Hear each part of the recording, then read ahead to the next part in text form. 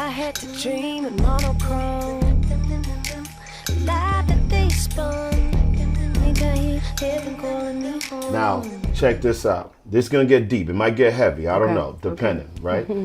But you know, you grew up New Zealand. You go to Australia. You got these two worlds. They're kind of like in my mind. It's like Australia and New Zealand, like left hand, right hand. You know what I mean? There's similarities, but there are slight hairs of differences, right?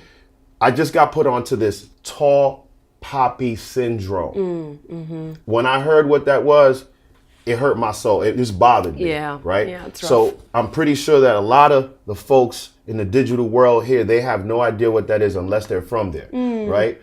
Now, explain to them what is tall poppy syndrome. Have you encountered that? How do you deal with that? Especially at the level of where you at. Like, you know, your trajectory's going up. There's no heading back.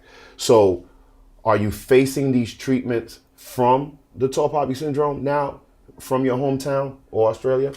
Well, I think it's like important to understand the culture of those countries, especially I can speak for New Zealand. We have a kind of self-deprecating humor, you know, and we're very, you know, it's very like accepted to talk yourself down a lot, right? And it's a very human thing. You want to fit in and you want to belong, and you're probably gonna blend in more if you're just like, oh, I make beats, but like, yeah, you know, it's like always talking it down, cutting it off, just making it so everyone feels on the same playing field, you know? The idea of the tall poppy is when someone kind of really celebrates their talent and is like, no, I'm going to do this. I'm going to like, you know, go for it and kind of take a risk and whatever. Is that idea that the poppy's growing a little taller than the others and people feel a sort of need to cut them down to size, basically. Keep your feet on the ground, stick with, you know.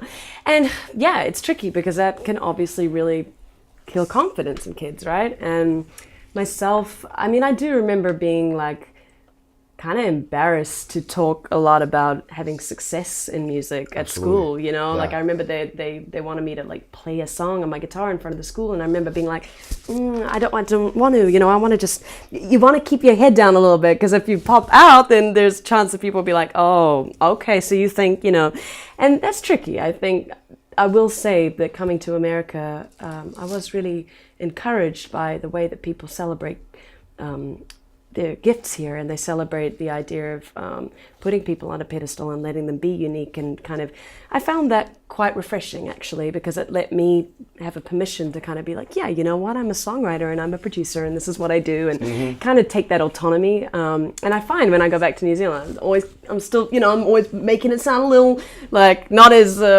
impressive as it, because I don't know where it comes from. I guess it's the idea of kind of keeping a community close, and kind of people actually probably sticking to family businesses, right? And kind of keeping in that loyalty to the hometown.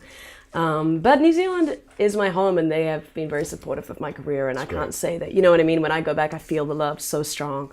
But I do think you weren't affected. I'd say in the early days it was something that I felt nervous about, you know, going to America, signing to Warner Brothers. You get this sense, am I like being disloyal to my, you know, which of course now that I have a, you know, place in the music industry and whatever, it's like they love that, right? New Zealand's so excited to, you know, be proud of Flight of the Conchords and Lord and all of these people are doing well, but it's just those coming up times, right, where there's that sort of need to just kind of knock it. Just maybe it's to really test people. I don't know. I'm sure you get it in small towns in America. It's like, it's not just unique to these countries, but it is something I think could be addressed more for kids, you know, because I think so too. Yeah, you know, it's not nice to feel like you have to kind of constantly lessen yourself to fit in, you know. It should be accepted to be able to be, you know, outspoken about the things you're passionate about, and there's a difference between arrogance and confidence, right? I mean, I think absolutely. I'm a big believer in humility, and that's been my values from day one, but I think that, there's humility, and then there's just like cutting people down so that they don't feel they could go for their dreams, you know, so we've all got to be careful of that. Now, where we are similar, but we don't have a name for it, like, per se, but there's always a term that say they'll love you, they hate you, and then they'll love you again, right? They'll champion you while you're on that ladder going up. Once you cross that finish line, they'll celebrate you maybe for a little bit more, but Right. once you're like getting it too much, they're like, nah, he ain't like us Fickle. no more. She ain't like us no more. And then they immediately move to the next Right.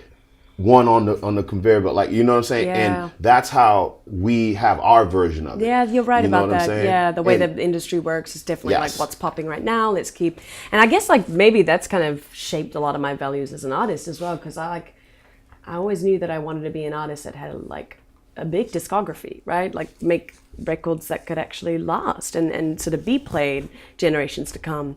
And that takes some like intentional effort to set Yes. your career up to be like, am I just going to be following the trends, just boom, boom, or am I going to try to mark out my own path here and form a fan base that become like a loyal army, you know? And I think that's a little bit of a harder road and probably a little less money as well. But you know, it's like obviously you're driven by the things that are important to you. And for me, I knew that I wanted a long career and one where I could build connection with people, right?